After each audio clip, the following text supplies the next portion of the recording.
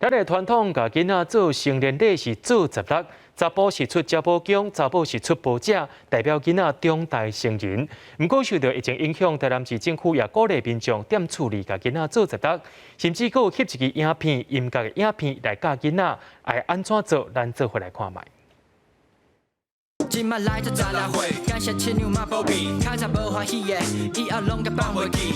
两个少年人用台语 hip hop 唱出长大人的心情。做16岁是台南人的传统，不过若是要踮厝内做，其实对老师来到市区这间饼店，唔若有红菇粿、各种糕仔、甜豆，做16岁上重要的山珍海味，甲绿色菜碗，这拢有通买。因为这两碗是7个嘛，所以咱若讲要简单。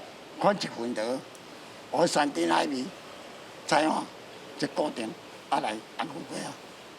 我你若这油饭肉烧歹办，你嘛得用谁一个代表了。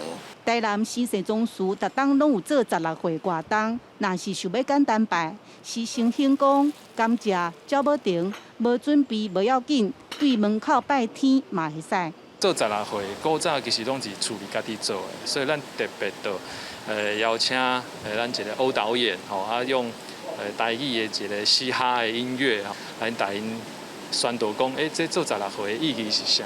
今年拄着疫情，台南真侪庙寺取消初7拜谢亲娘妈的活动，文化局推出这支影片，希望规家伙仔踮厝内谢天庆祝新年，同款会当互囡仔一个心中的回忆。记者陈嘉文、罗伟做台南报道。